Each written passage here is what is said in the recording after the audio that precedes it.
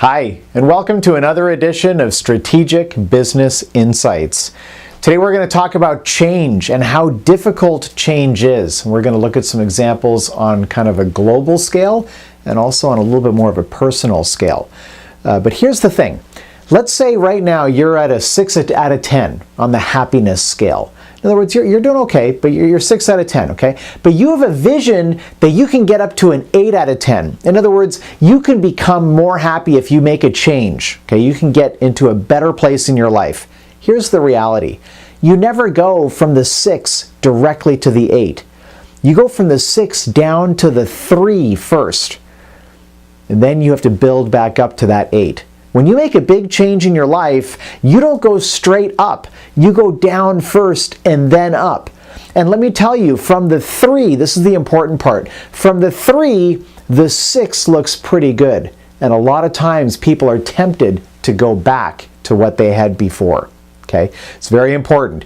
You've got a vision now of where you are, and you can have a better situation, but once you start making that change, you go down first, and when you're in that transition mode, things are pretty rough.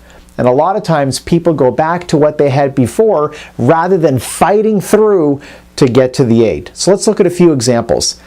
On a global scale, let's look at Russia, right? When communism fell and Russia began the transition to democracy, it was hard, right? It was hard. There were lineups for food. Everything collapsed. Nothing was working anymore. The institutions hadn't been built, so everything got really bad. Okay, and there were times when they voted back in elements of communism, right, to try and go back because the current situation, that transition mode, was so awful.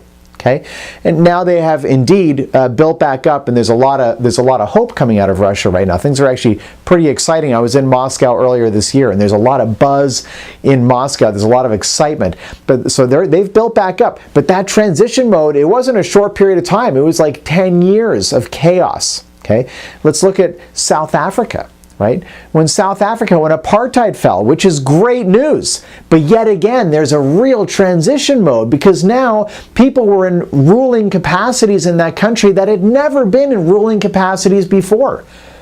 They didn't know what they were doing, and there were struggles.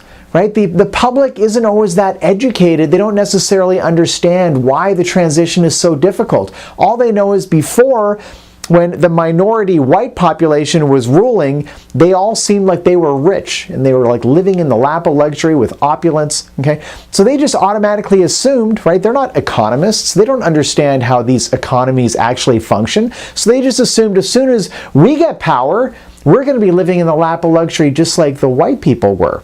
Okay, and it's not true. Right? It's the wealth comes from business, right? A lot of the business left the country.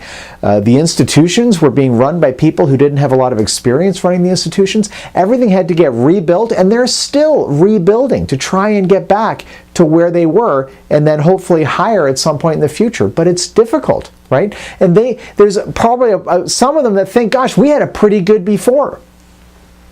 Look at Egypt. Look at Egypt, right? When Mubarak fell, right, they had a vision for a better tomorrow, right? They wanted change. Now, there was all kinds of different political issues that came into play in Egypt, but let's just look at the business component, right? The single biggest industry in Egypt is tourism.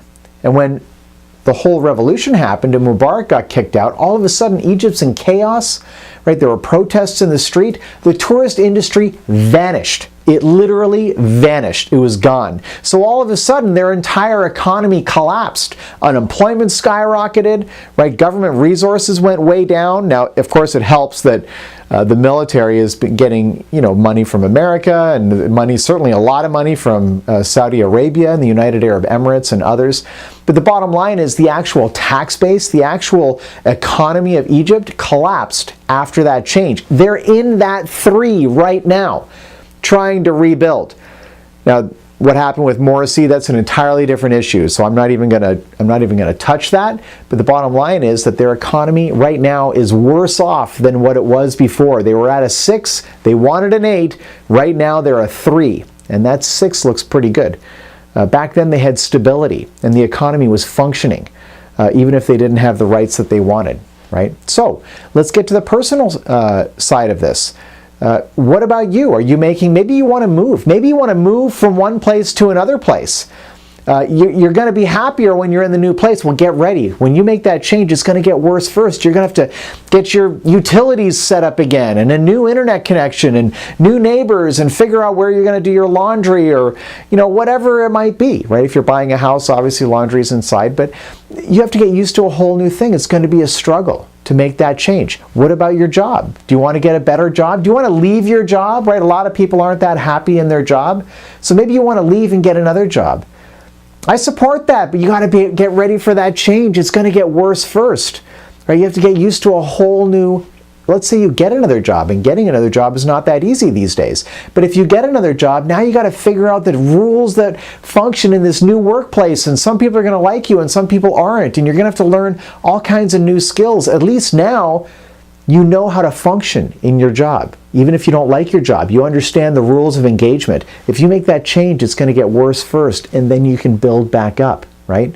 My brother, Tom, made a huge change. When he was in his mid-30s, he decided to go back to university. He had been a chef for like 13 years, so he was a chef of restaurants, okay? And he called me up once. He's like, I'm going to go back to university and get a 4-year degree. He had to start from scratch because all of his credits that he went to university earlier in life, but it had been more than 10 years. So those credits, he couldn't transfer those credits to the new program. So he had to go through 4 years of university. I told him, I said, you're crazy. You're crazy to do it. But you know what? He did it. And it was hard. During that 4 years, he didn't have any money. He had to study all the time. It was a real struggle.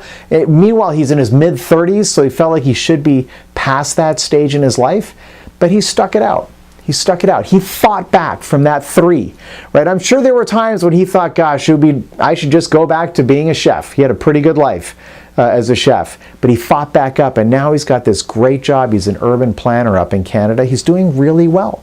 And I'm super proud of him. I'm super proud of what he did because he went through that transition. He went down first, and he went through that struggle, and he fought back up, and now he's at that 8. I'm sure his life isn't perfect. I'm sure there's things he'd like to change, but it's better now than it was before. And he went through that struggle to get there. So think about the changes you want to make in your life. And just know that it's going to be a struggle. That shouldn't dissuade you from doing it, but it's managing expectations. You need to know that you're going to confront those challenges. But when you fight back up and get to the other side, you can look back and be proud of the transition you've made. It takes guts and it takes tenacity. And I hope you do it. Thanks for watching this video. My name is Patrick, reminding you, as always, to think bigger about your business. Think bigger about your life.